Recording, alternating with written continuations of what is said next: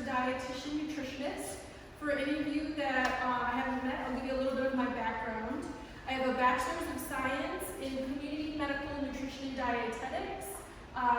Working on a Master's in Functional Medicine right now. I have a personal training certification, group fitness instructor certification. My work history, I covered a small rural hospital in Wisconsin for about 5 years. Worked in basically covering weight loss, diabetes education, cardiac rehab. I was the employee wellness coordinator for Organic Valley, the dairy company, for a while.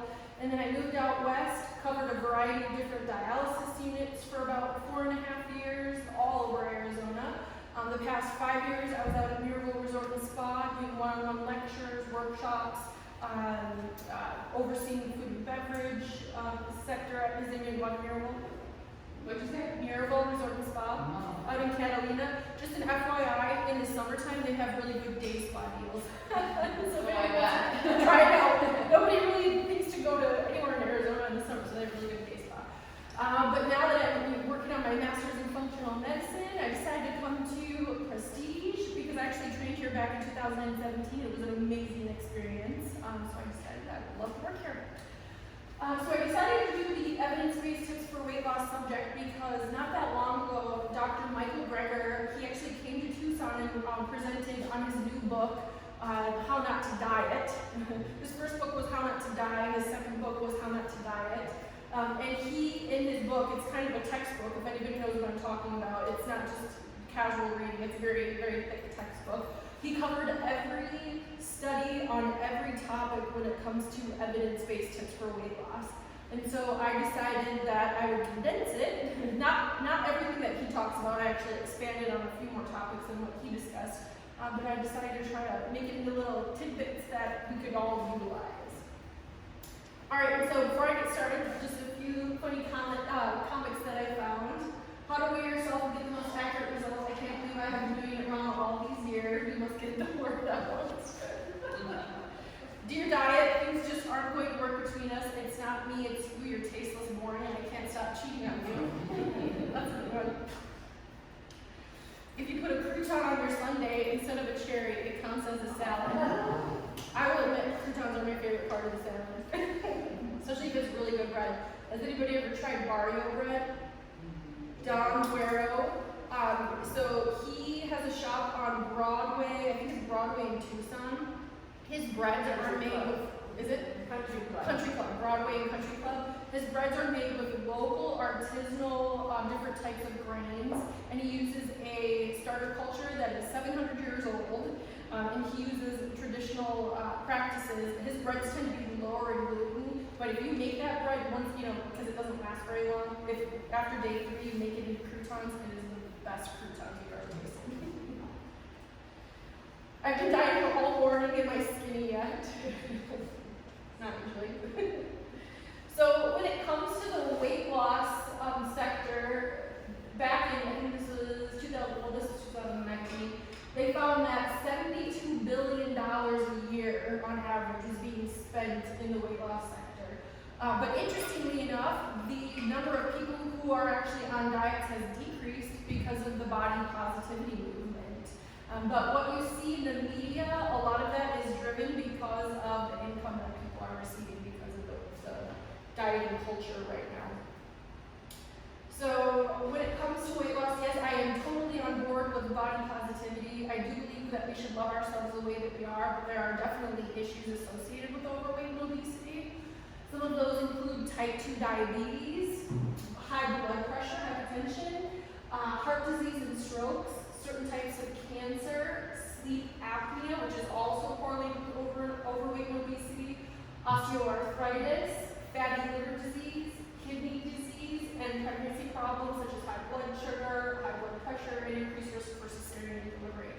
So even though it is important to love yourself the way that you are, it's also important to make sure that you are engaging in activities and lifestyle modifications that will bring you to a healthier weight. Specifically when it comes to certain types of cancer, our fat cells produce hormones, and having higher levels of those hormones can increase our risk of certain forms of cancer. So lots of reasons to be working towards the goal of achieving a healthier body fat percentage. So how can you tell if you weigh too much? Really, when it comes down to it, BMI is kind of the standard that we tend to use, body mass index. I personally am not a fan of body mass index, and the reason for that is I work with a lot of people that have a higher than average muscle mass. And when you just use height and weight to determine whether or not you are of a healthy weight range, people who have a higher muscle mass are going to be considered overweight or obese because their weight is going to be higher than someone that has a lower muscle mass. Does that make sense? So we use a certain calculation to calculate BMI based on your height and your weight.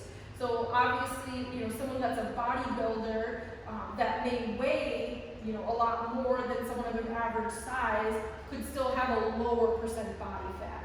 So ideally, when I'm setting weight loss goals with people, with clients that I'm working with, I tend to focus on body fat percentage as opposed to BMI.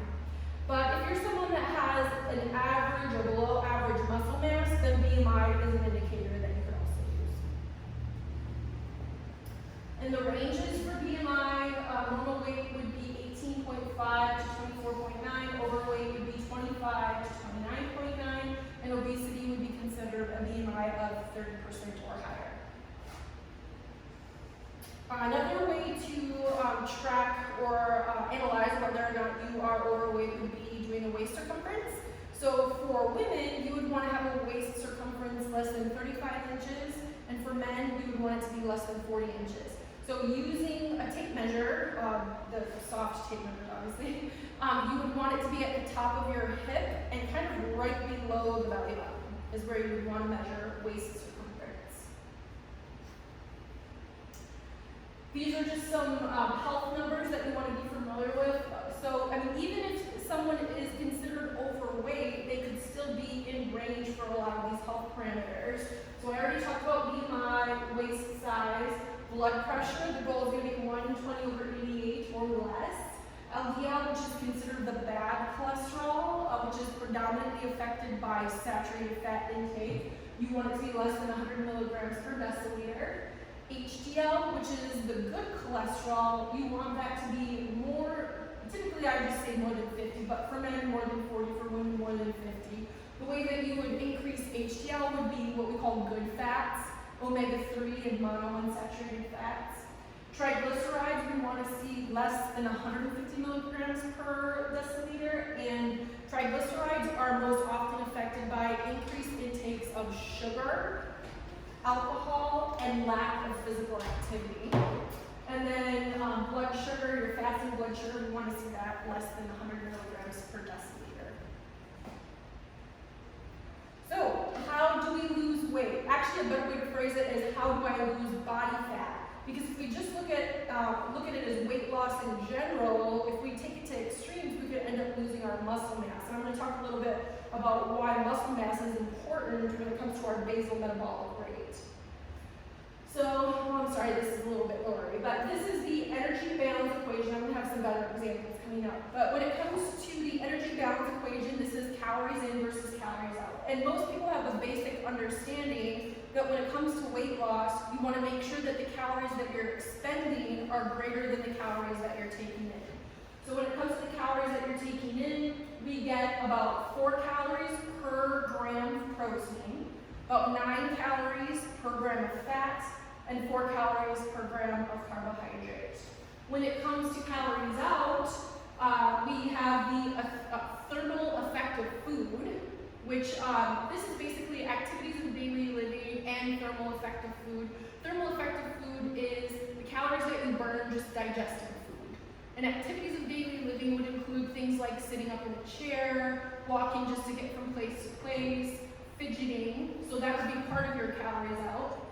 Intentional physical activity, so any kind of cardiovascular activity or resistance training that you're doing. And then your resting metabolic rate, your basal metabolic rate. So this is the number of calories that you burn if you were to lay in bed and not move a muscle for a 24-hour period. And so when, I think I have another, yes. So when your calories in through food is equal to your calories out, you will maintain your weight. When your calories in is, actually that's off. I didn't create this, I copied it from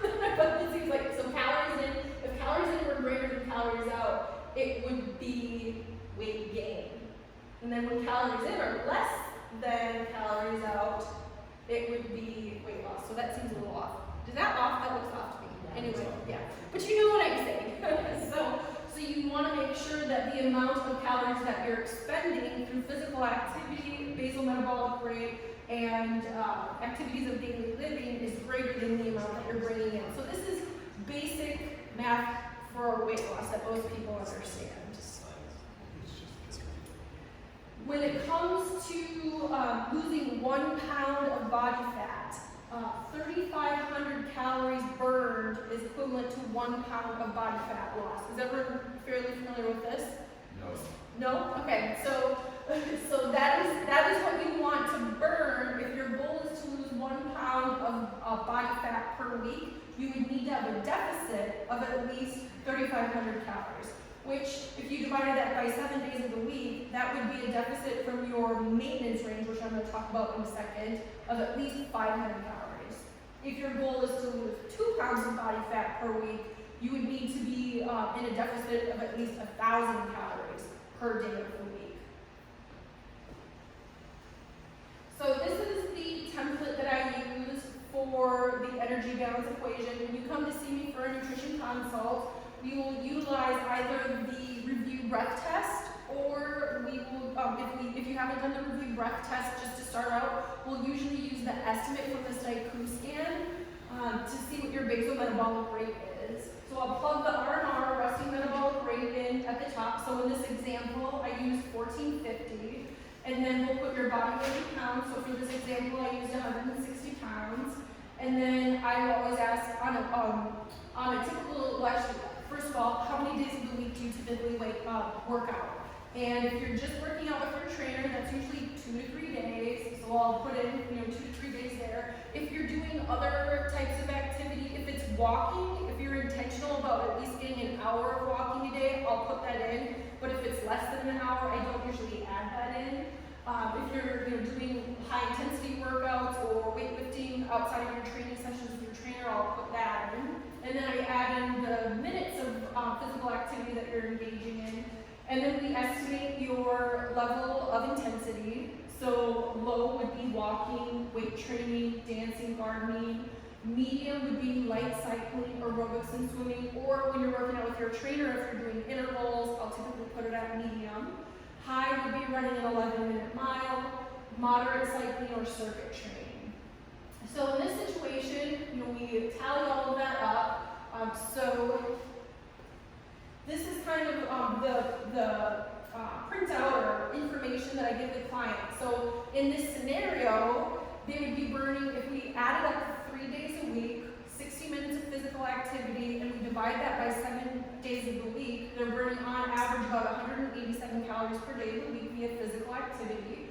Lifestyle activities of daily living. So again, this is fidgeting, sitting up in a chair, the thermic effect of digestion, and then your basal metabolic rate of 1450. So their total energy output for the day is 2,072 calories.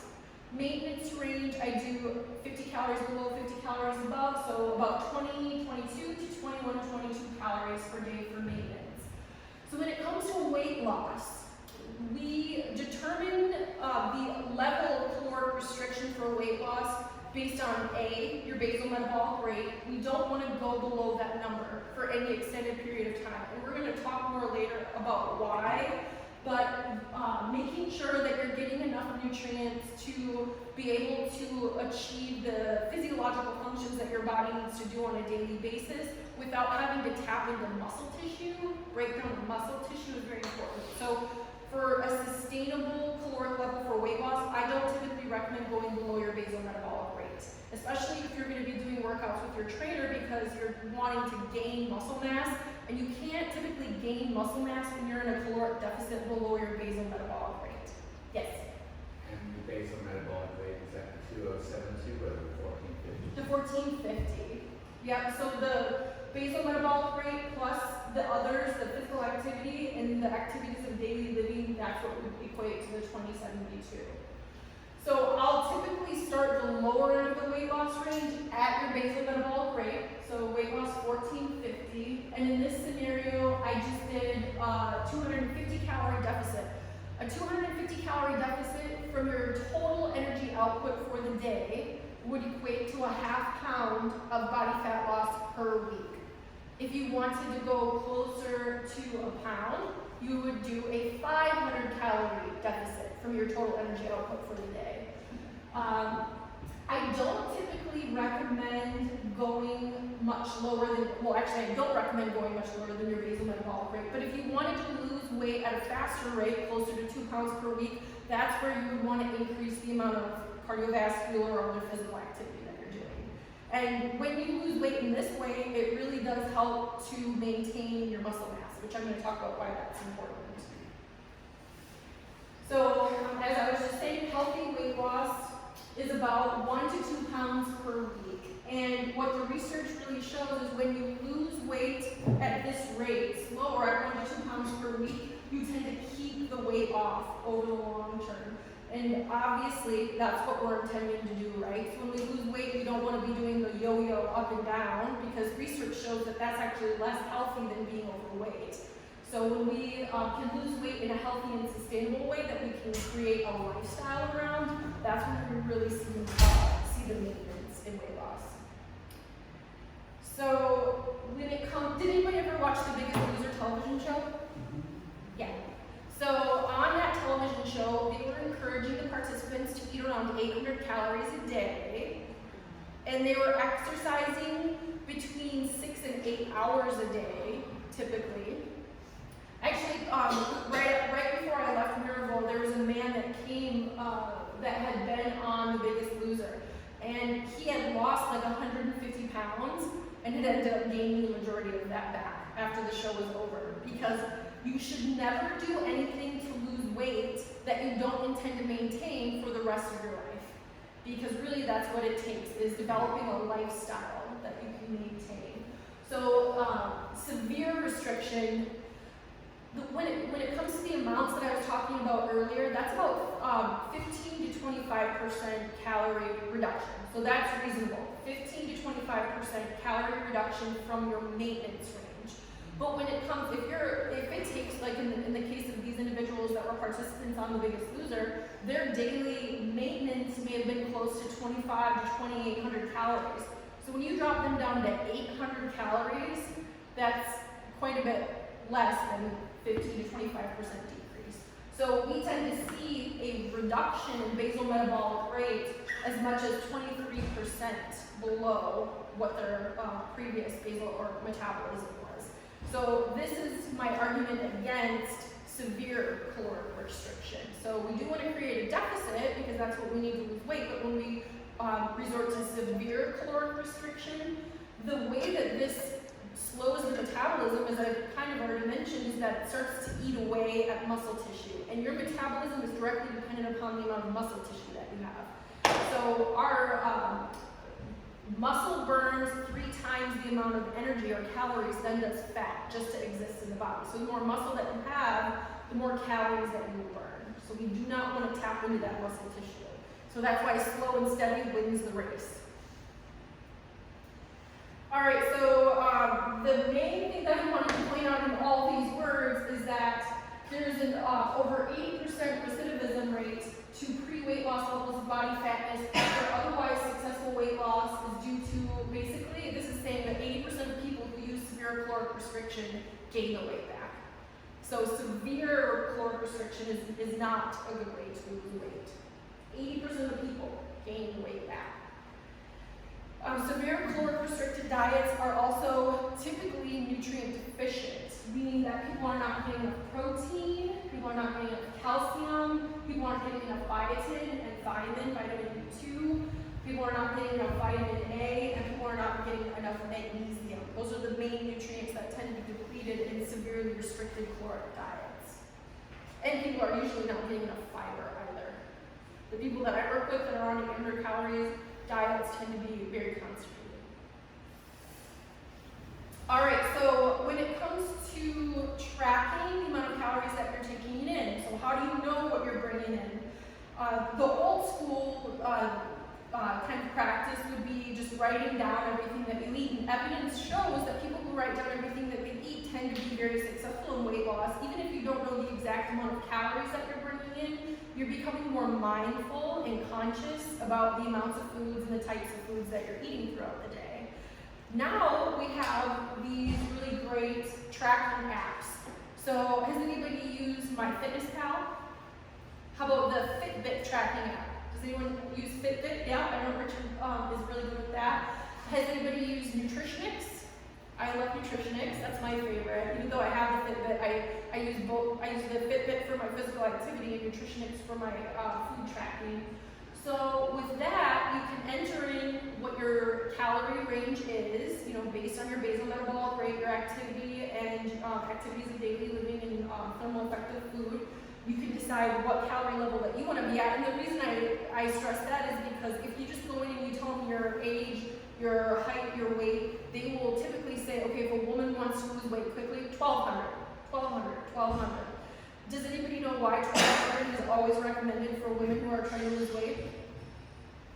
Because it's the lowest amount of food that we can consume and still meet all of our micronutrient needs for the day.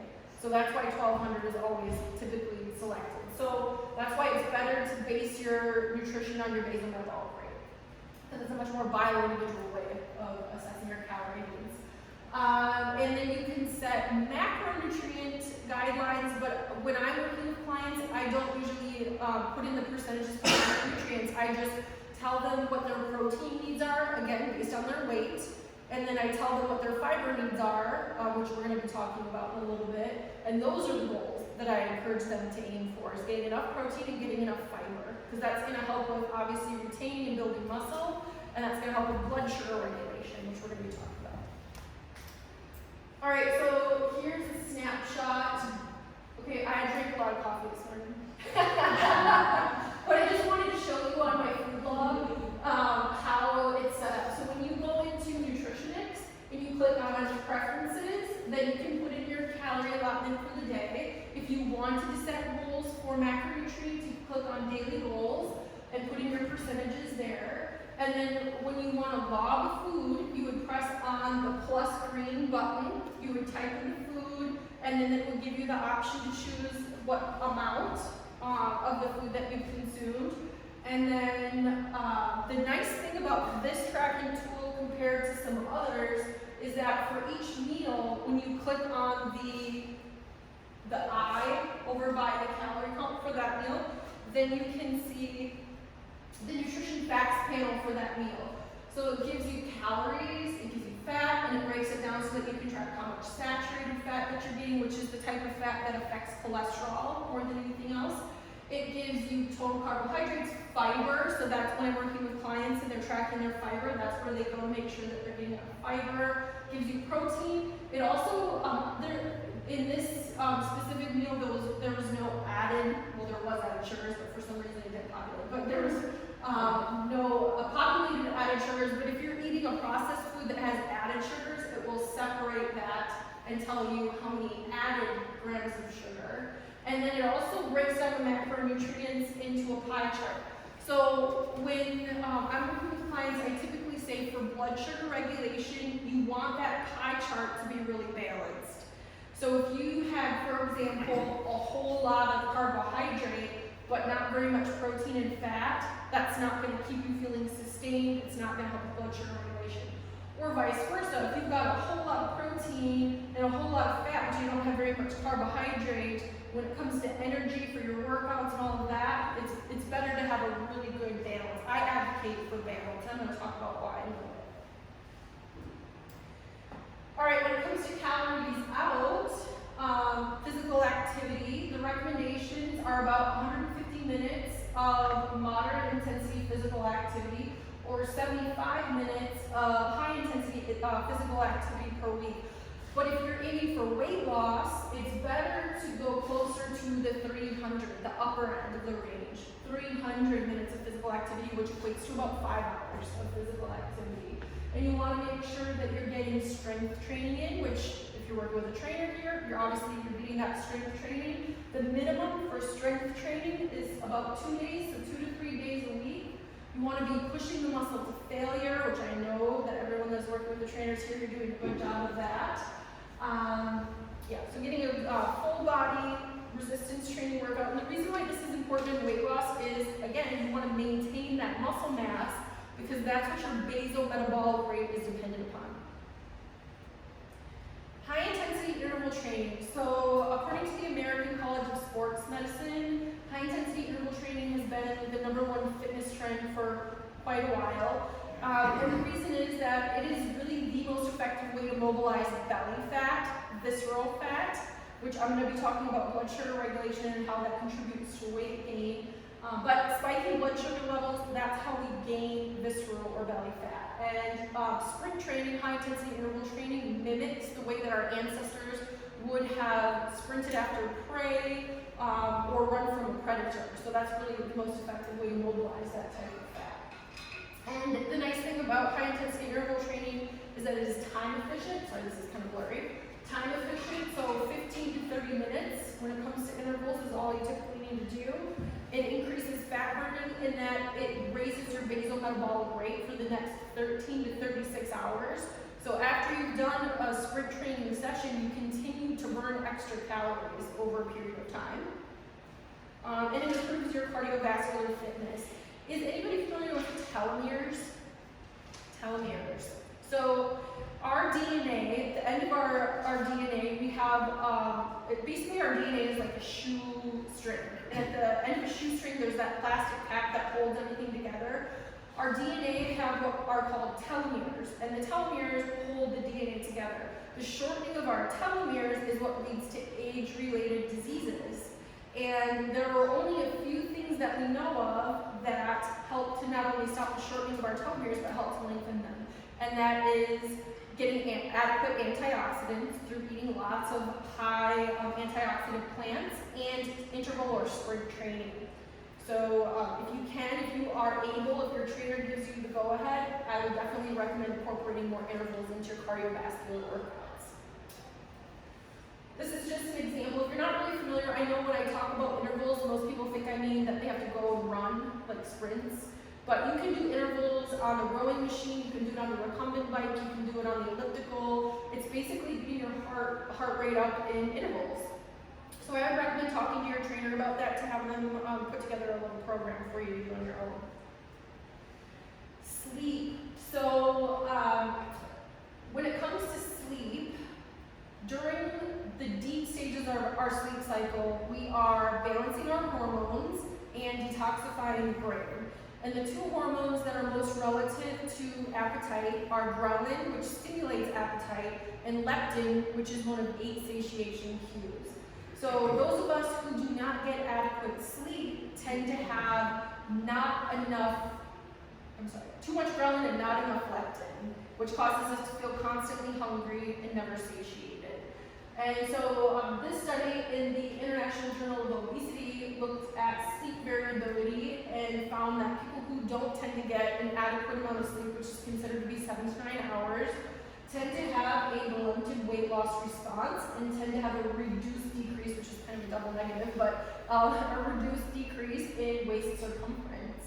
So what I found in my 11 years in this field is that people who are consistent about getting a good amount of sleep and going to bed at the same time every night and waking up at the same time every morning tend to have better success with weight loss. Does anyone use their Fitbit to track their sleep? Yeah, I become really obsessive about that. Stress. So to understand the effect that stress has on our ability to lose weight, we kind of have to take it back 50,000 years and think about our hunter-gathering ancestors. So imagine we're out hunter-gathering and we come across a saber-toothed tiger. So our fight or flight response kicks in. We're surging adrenaline, we're surging cortisol. Cortisol triggers the dumping of stored sugar or glycogen from the liver into the bloodstream to give us the energy to fight the animal or run away. So in that scenario, that energy would be helpful for us to fight the animal or run away. Fast forward 50,000 years, and you're sitting in the office trying to meet a deadline, or you're dealing with a teenager, or anything that stresses you out. You don't even have to be immediately face-to-face with the stressor, you could just be thinking about it. And that same physiological response will kick in. So you're surging adrenaline, you're surging cortisol, you're dumping stored sugar from the liver into the bloodstream, spiking the blood sugar levels without you even eating anything. And if you're sitting at the office, you're not really going out and utilizing say that exercise is the best medicine for stress because it really does help to bring those blood sugar levels down. But eventually the body recognizes that you're not using the glycogen, the sugar that's been dumped into the bloodstream. So it sends in insulin hormone. And what does insulin hormone do? What do we call insulin hormone? The fat storage hormone. Insulin hormone helps us to store energy for later use. So out comes insulin and end up storing that energy as belly fat or visceral fat. And this is how stress leads to weight gain, or specifically visceral or belly fat gain. So it's really important to incorporate, in weight loss to be more successful, to incorporate stress reduction techniques. And the people who tell me that they don't think they're good at meditation or they don't like yoga are usually the people who would benefit from it the most. So even if you don't feel like you're good at it, really do try to incorporate these stress reduction techniques on a daily basis. So breathing, pranayama, which is a type of yoga that focuses on breath. One of the techniques that I like to use fairly often is the 4-7-8 breathing technique. So it's in through your nose for the count of 4, holding it for the count of 7, and then out through pursed lips for the count of 8. And repeating that 4 or 5 times helps to stimulate the vagus nerve, which is our relaxation nerve. And basically it relaxes every organ in the body. Body scan, and this is helpful to do if you're having trouble falling asleep at night, where you just focus on every area of the body, starting with your toes, then your heels, and then your calves, where you just focus on relaxing each area of the body. Guided imagery, so this would be similar to imagining that you're on a tropical island, enjoying a margarita or what have you. Mindfulness meditation, yoga, tai chi, qigong, or prayer. Anything that puts you in even having a hot bath, drinking a cup of tea, writing in your journal, anything that puts you into a state of relaxation, doing that on a daily basis is really going to help to lessen your physiological reaction to stressors and help you lose weight. Blood sugar regulation. So as I mentioned, spiking blood sugar levels elicits an insulin response, which leads to specifically belly fat formation. And so this can be an issue because of stress, but it can also just be an issue because of the way that you've always kind of eaten. And so some of the things that you can do to help steady your blood sugar level, go nuts. Nuts are going to be a great source of monounsaturated and omega-3 fats, as well as protein and fiber. So having nuts with a meal, or if you do snack, having nuts with your snack will help to keep your blood sugar levels on a more even keel. Eating whole grains. So I'm going to talk about this a little bit more later, but ideally when it comes to grains, you would be eating them in their whole and intact form, the way that they come off the grass is soaked and cooked. Not pulverized into flour and reshaped into bread, crackers, pasta, cereal, so on and so forth. So when I say whole grains, this would be things like wild rice, brown rice, quinoa, buckwheat, amaranth, teff, sorghum. And maybe you're not familiar with these whole grains, but they have them at a lot of the natural food stores in bulk that you can just buy a little bit and try cooking them. I would Google the amount of water and the cooking time, but they all taste fairly similar to rice. Or quinoa, for example, can be used in lieu of oats as a breakfast porridge. So eating whole grains, there's a lot of research and evidence to show that people who eat whole and intact grains tend to have a lower body fat percentage than people who either don't eat grains at all or tend to eat more white grains. Veg out, which I'm going to be talking a little bit more about vegetables later, but I'll just mention right now. When we talk about the thermic effect of food, the amount of calories that we burn just to digest a food, there are certain foods that are very low in calories but very high in fiber that require a lot of energy to break them down and to digest them. So when it comes to the non-starchy vegetables, a lot of those non-starchy vegetables end up to be negative calorie foods in essence. So eating large volumes of non-starchy vegetables like bell peppers, broccoli, cabbage, cauliflower, all of those are going to be considered non-calorie foods in essence, or negative calorie foods. Spice up with cinnamon, specifically Ceylon cinnamon, C-E-Y-L-O-N. Ceylon cinnamon has been shown to be very effective at controlling blood sugar levels. So sprinkling it in your smoothies, putting it on your oatmeal or in your overnight oats is going to really help with blood sugar regulation. Vinegar, it's not just apple cider vinegar. I know that was super trendy in the media for a while, but it's all vinegars. The acetic acid in vinegars helps with blood sugar regulation. So using vinaigrettes as a dressing on your salad, whether it be balsamic, apple cider, red wine, whichever you like, is going to help with blood. What about pickles?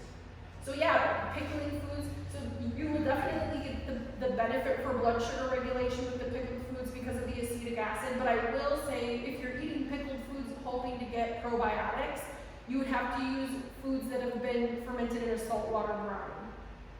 So, for example, if you're wanting to eat sauerkraut to get the probiotic benefit, you wouldn't want the sauerkraut to have vinegar in it because that actually kills a lot of the probiotic bacteria. But yeah, pickled foods are going to have the acetic acid to help with blood sugar regulation. And then don't skip meals, which I am definitely going to talk about intermittent fasting. But when it comes to dysregulation with meal times, the body really likes rhythms. So I'm sure you've all heard of circadian rhythms. When it comes to sleep, the body also appreciates knowing when it's going to get its meals. Like eating at regular times of the day is very important for blood sugar regulation. Don't drink alcohol on an empty stomach. If any of you have ever drank a little bit too much the next day, noticed that you're feeling energy depleted or nauseous or dizzy, that has a lot to do with how alcohol affects the blood sugar levels. So when you're consuming alcohol, it's always best to make sure that you're having it with food, and then it won't have as much of an effect on the blood sugars. And planning ahead, which really comes down to planning meals, not skipping, so on and so forth. Most people who I work with, when they're skipping breakfast, it's not because they're being intentional about intermittent fasting, they're just skipping it because they don't plan it. Or when they're skipping lunch or what have you. Most people don't skip dinner very often, but when they're skipping those earlier meals, it really comes to not really planning. And then, again, are you eating regularly? Are you eating consistently? So when it comes to the research on intermittent fasting, which I do have a little bit of some studies later, there's definitely benefit to taking a break with eating, because what actually happens is you begin to shun blood away from the digestive tract into the other organs, and it helps to strengthen the other cells, clear out old, dead, weakened cells, and really just give the digestive system a break. You do turn to a slight state of ketosis, but it takes a couple days to get into a full state of ketosis. So when people say that intermittent fasting switches you into ketosis, that's not completely true. Again, eating on a consistent schedule and eating regularly, when the body gets used to that, you do end up developing better blood sugar regulation. And I know that a lot of people who have not been eating breakfast very regularly, you just get out of the habit and then you aren't hungry at that time. But you can retrain your body into eating a little bit earlier. And research does show that when you kind of set blood sugar regulation with that first meal, making sure that you get enough protein, get enough fiber, it sets you up for success for the rest of the day, better blood sugar control for the rest of the day.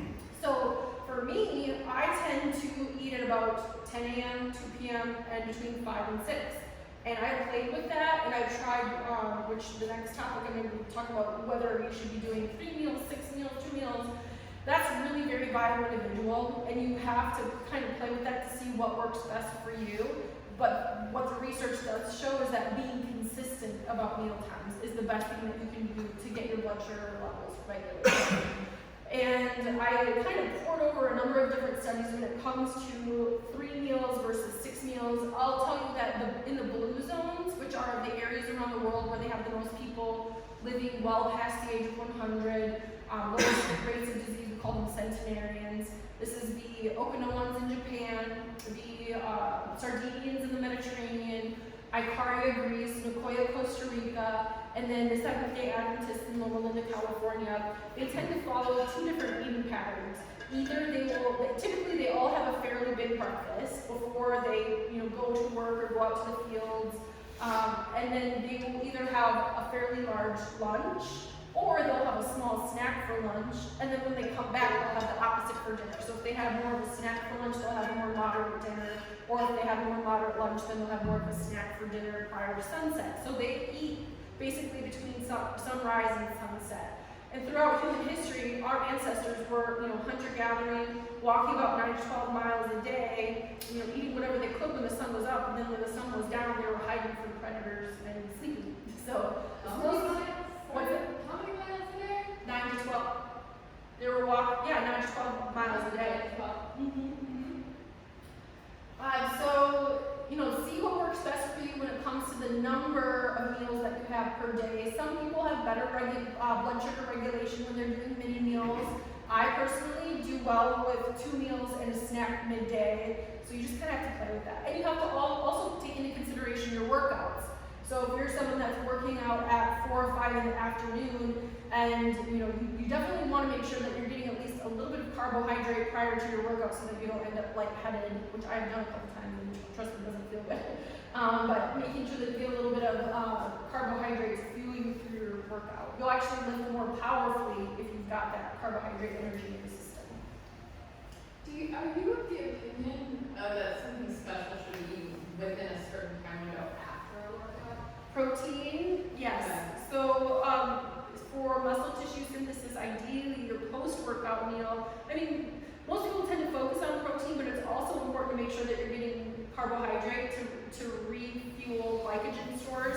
Because if you only focus on protein and you don't refuel glycogen stores, that's when you start to experience feeling really hungry and craving more sugar-laden foods. I tend to say, you can experiment with whether or not you need to be having carbohydrate, pre-workout. Some people can come in the morning and work out and can do it in a fasted state and don't have issues with nausea or dizziness or energy depletion. So you have to play with that. And then post-workout, it's best to get a full balance of the macronutrients, protein, high fiber carbohydrate, and fat, just to refuel the glycogen stores and to make sure that you have enough amino acids for muscle tissue synthesis. Thank you. Yep. And for weight loss, another very important factor is to eat more fiber. And this has a lot to do with blood sugar regulation, but it also has to do with the fact that when you're eating foods that have more fiber, you're not going to easily digest and absorb every calorie. Not to be gross, but you might see it as an example, corn being pretty fibrous. Not all of us completely digest corn, so you still see some of that in your stool. It's the same is true for very fibrous foods. You're not going to completely break down and digest every one of those calories, or absorb every one of those calories. So eating more fiber-rich foods, it also helps to absorb some of the fat calories and sweep that through the system as well. Fiber also feeds the probiotic bacteria in the digestive tract. Some of those bacteria in particular help to keep us slender. So I'm going to be talking about some really popular diets soon, and some of those diets tend to be very, very low carb, which means low fiber typically. And in that scenario, a lot of times we are not eating enough soluble and insoluble fiber to feed the beneficial probiotic bacteria that help to keep us slender. Our hunter-gathering ancestors were eating between 100 and 200 grams of fiber a day. Now we are typically getting in the standard American diet, most people are getting between 10 and 15 grams of fiber a day. So when I'm working with a client, I usually start them at 30 grams, and then if we do your little bit of a nutrition recall and you're very low, I say incrementally increase, because you wouldn't want to go overnight from 10 grams of fiber to 30 grams of fiber. That would be very uncomfortable. You could end up very constipated. So gradually and incrementally increase.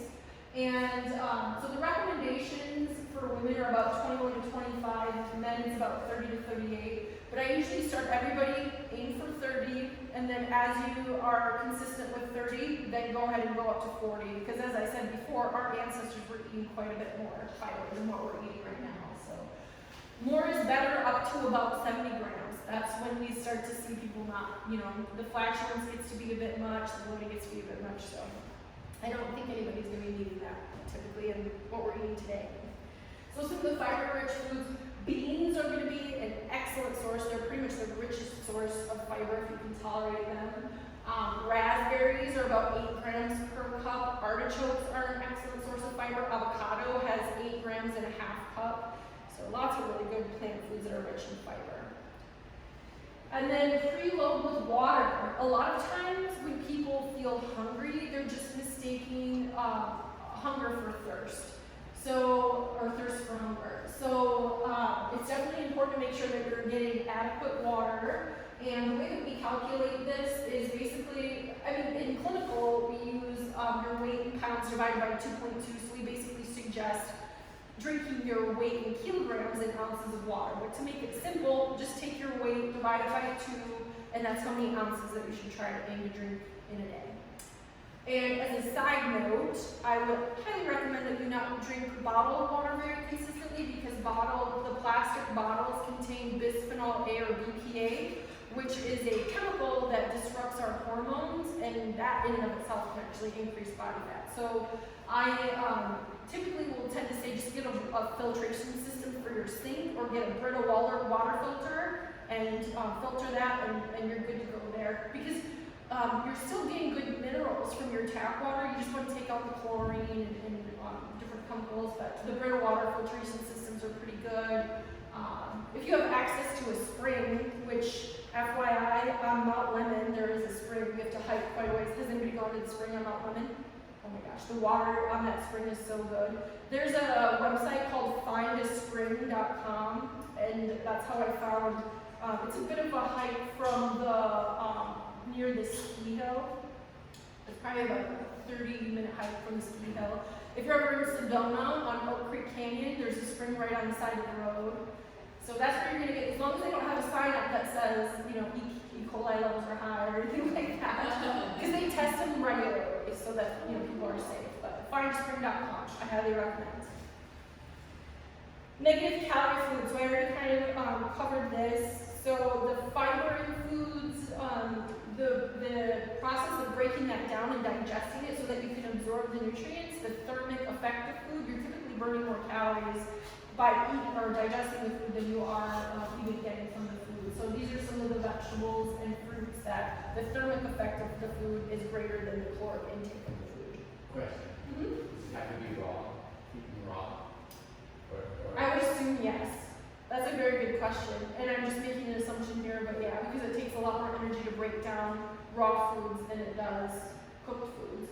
Not to say that, you know, you benefit from eating both raw and cooked because when you cook a food, you break down the cell wall of the plant, which increases your ability to absorb the pigments from the plant, and that's where a lot of the phytonutrients and antioxidants are, forms of vitamin A. So you get benefit from both cooked and raw, but when it comes to the thermic effect of food, you probably burn more calories eating the raw. Use vinegar daily, and it's not just apple cider vinegar. I know that was super trendy for quite some time, but it's red wine vinegar, balsamic vinegar, rice wine vinegar, any of those vinegars that you can use in dressings. If you're planning on consuming it like a straight shot, you need to dilute 2 tablespoons of vinegar in at least 8 ounces of water because you can burn your esophagus.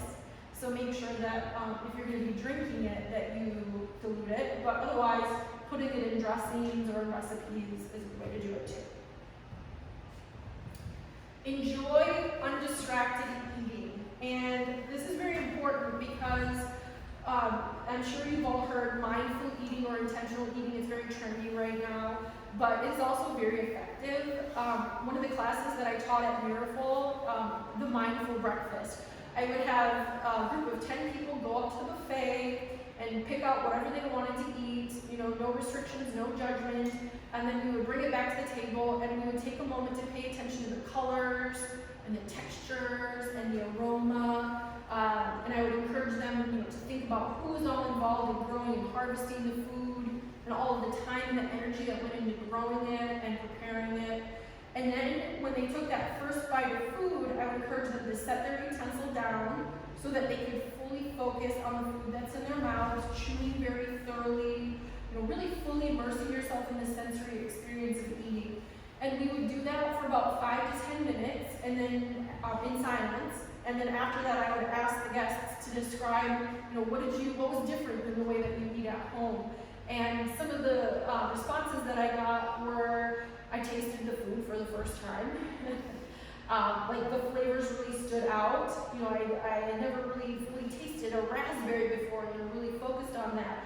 Or after just that 5 to 10 minutes of eating, they were already feeling full.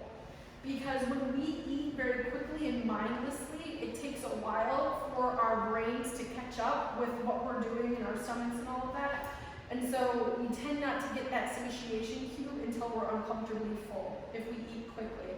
I mean, I have experienced this in, you know, if I've started to eat a meal and then something happens where I have to get up and walk away, and then I come back to the table and I realize I'm not even so hungry, you know, because I've taken that time to stop and kind of, you know, walk away from the situation, and then when I come back, I've already gotten that satiation cue.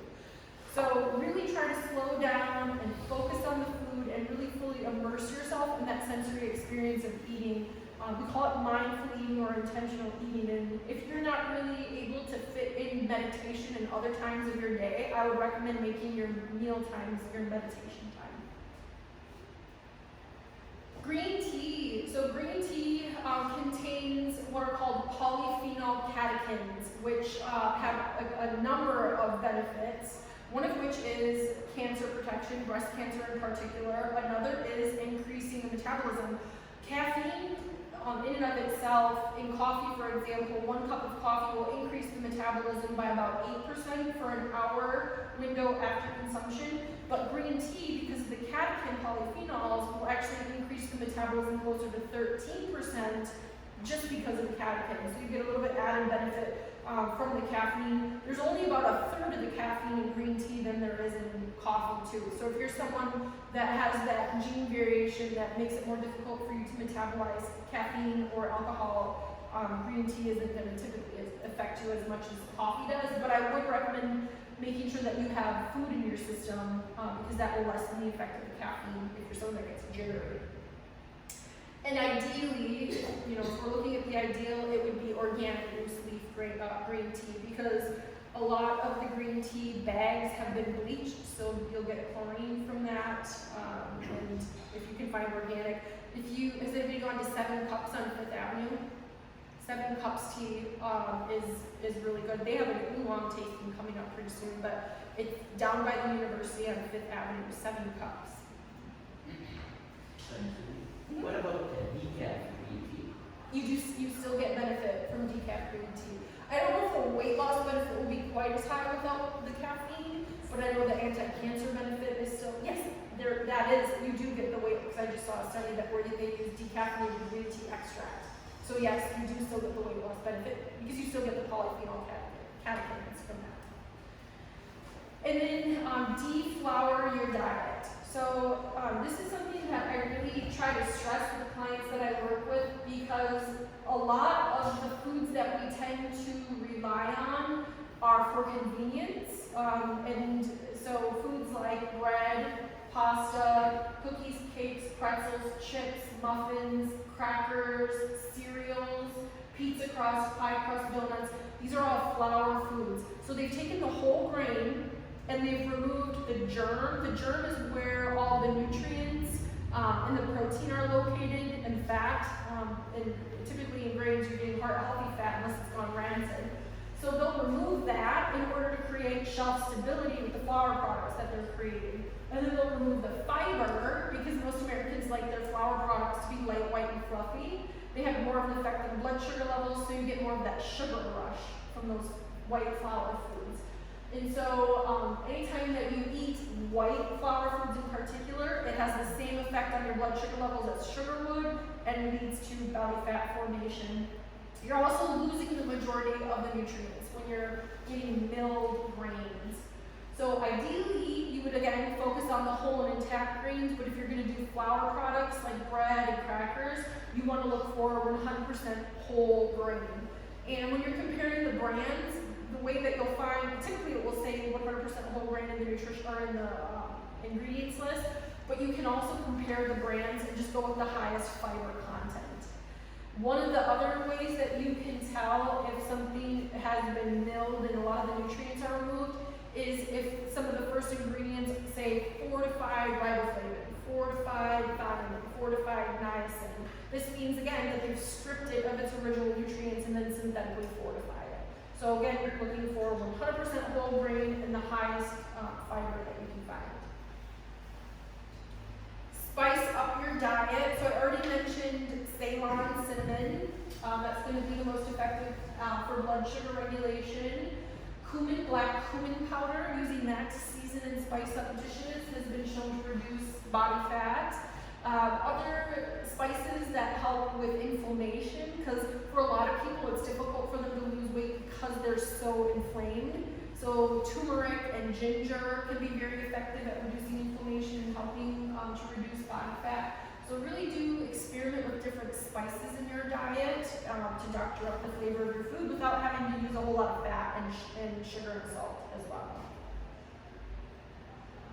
All right, now looking at specific diets that are incredibly trendy right now when it comes to weight loss. So is anyone familiar with how the ketogenic diet originated? Close. Does anyone know what the specific therapeutic clinical use was for the ketogenic diet? The treatment of epileptic seizures in children. So children with epilepsy. They found that when they followed a very, very strict ketogenic diet, it lessened the frequency of their epileptic seizures. But when they utilized the ketogenic diet in these patients, they would be under very strict supervision. Now, when doctors had been following these children for a while, they noticed weight loss in the children that were following the ketogenic diet, so they started to utilize it in patients as a method for weight loss. And it is a very effective diet for weight loss because it prevents the spiking blood sugar levels that lead to belly fat gain in particular, and it switches you over so that you're burning predominantly fat for energy. The issue with the ketogenic diet is that typically after about 3 weeks, anywhere from 3 weeks to 6 months, we start to see the benefits flip. So you go from improvement in lipid profile, blood sugar regulation, insulin sensitivity is improved, everything is looking great, and then all of a sudden that just abruptly stops, and people are like, I don't understand, why am I not losing weight anymore? And it's kind of like things just metabolically shift. So what the evidence shows is that if you were to utilize a ketogenic diet, it's safe to stay in a state of ketosis with no negative ramifications for about 3 weeks. And when we talk about keto, a lot of times you'll hear the term cycling. So cycling in and cycling out. I wouldn't recommend staying in ketosis for much longer than 3 weeks if you decide to utilize it. But the issues that we see, the adverse effects that are very common include constipation, because being that it is a very low carbohydrate diet, we tend to see constipation about 33% of the people who follow the ketogenic diet. Halitosis, when you're in a state of ketosis, you tend to not have the greatest breath. Muscle cramping, headache, diarrhea, weakness, rashes, insulin resistance can develop if you're staying in it for a very long time because you start to store fat in the muscle tissue where you're actually meant to store glycogen. So when you go back to eating carbohydrates or higher level of carbohydrates, there's nowhere for the glycogen to store in the muscle tissue, so a lot of people end up with blood sugar regulation issues. So I'm not adamantly opposed to the ketogenic diet, and I know that a lot of people will do what's called the modified keto, where they're not dipsticking their urine to make sure that they're in a state of ketosis, but they're cutting out the flour foods that I was just discussing, a lot of the processed foods, and I'm all for that. But if you are deciding to do strict ketogenesis, I would highly recommend cycling and not staying in ketosis for longer than 3 weeks at a time.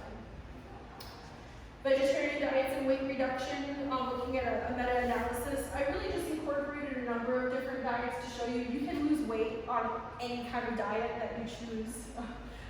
Vegetarian diets are a very healthy way of losing weight as long as you are eating a predominantly plant-based diet. I wish I would have actually used the term plant-based instead of vegetarian or vegan, because vegans can eat Oreos all they want if they want to. So when it comes to plant-based, it really just means that you're focusing on a diet of predominantly plants. And it doesn't mean that you can't have animal products. It just means the animal products are more like a condiment as opposed to the center of the plate. And in this study, they found that vegetarian diets and vegan diets in particular appear to have beneficial effects on weight reduction. They tend to kind of plateau after time, so they're saying that which really what that comes down to is your metabolism adjusts to whatever you're doing. So that's why it's almost like you don't want to start out with the most strict regime or plan right away. You kind of want to, dip your toes in the water a little bit at first, because eventually you're going to plateau and you're going to need to do something a little more strict. So it's not always the best to start out with the most strict diet or regimen right away. This was specifically when it comes to intermittent fasting. They were looking at, this is a Harvard study, they were looking at different types of intermittent fasting. So there's the 5-2 diet, where you eat normal or unrestricted for 5 days of the week, and then on 2 days of the week, for women you would restrict to 800 calories, for men you would restrict to 900 calories, or in some instances, they just don't eat at all on those 2 days. Or they were looking at a 12-hour eating window, for example, eating between 7 a.m. and 7 p.m., or an 8-hour eating window, which is what I like to do, for example, between 10 a.m. and 6 p.m. And they found that it did improve insulin sensitivity, significantly lowered blood pressure. The 8-hour group compared to the 12-hour group also had decreased appetite. So whatever plan or way of eating that you decide to follow through with, eventually you will adapt to it.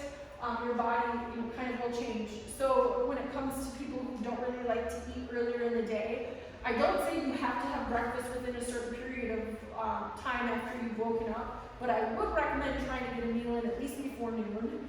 And the reason for that is that we see the research shows it helps to set you up again for better blood sugar regulation, but you can kind of play with that. It's good to stop eating at least 3 hours before bedtime, so you can be fully digested before you lay down.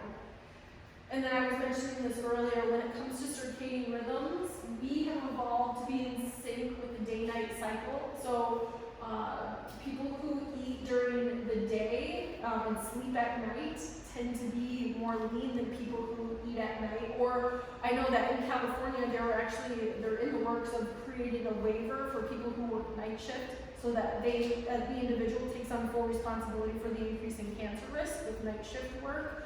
So really, you could be eating the same, you could have a study group where they're eating the same number of calories during the day, and then people who eat at night, even though they're eating the same number of calories, people that eat at night will end up gaining weight. And that has a lot to do with hormone balance. This is specifically looking at the paleo diet. So the paleo diet is a higher protein, lower carbohydrate, moderate fat diet. And, really the research is very good when it comes to weight loss benefit. But again, it's fairly low carbohydrate, meaning that they're not typically getting a whole lot of fiber. And so does improve circulating triglycerides, which I mentioned have a lot to do with sugar intake and lack of physical activity. But the issues, the dietary concerns would be absence of whole grains and legumes. As long as you can tolerate gluten and you don't have FODMAPs, fermentable oligosaccharide, monosaccharide, polysaccharide sensitivity, then you're missing out on that fiber. And it does tend to be absent of dairy. Some people can tolerate dairy, depending on your ancestry, and some people can't. But dairy is a great source of protein and calcium. Humans can tend to be able to tolerate sheep and goat's milk dairy a little bit better than cow's milk dairy. So if you're someone that deals with gas and bloating or psoriasis, eczema, acne, you could experiment with sheep and goat's milk dairy to see if that works a little bit better for you. You don't ultimately have to cut out dairy completely. And then, looking at high carbohydrate diet. So I just included this to show you that there's research and evidence to show that high carbohydrate diets, like the vegan diet, whole food plant-based is typically no oil as well. So the only fat that you're getting in that diet would be nuts and seeds, avocado, and olives. Whereas when you extract the fat from olives or nuts and you're just getting the oil, you're not getting fiber, you're not getting some of the other nutrients there. And so it's, without the oil, it's going to be lower in fat and calories from fat in general. You can lose weight on any diet, is basically the message I was trying to put forth here. You can lose weight on a high carb diet, a high fat diet, a high protein diet, a low fat diet, a low carb diet, a low protein diet. You don't want to go too low with protein though, because that's when you'll start to see muscle wasting. And then with that high carb diet, they basically say the study provides support for dietary advice, advocating a palatable, energy reduced. Really, that's the most important thing. As long as you've got your calories under control, low fat, high carbohydrate diet, you can see weight loss. So what is the best diet?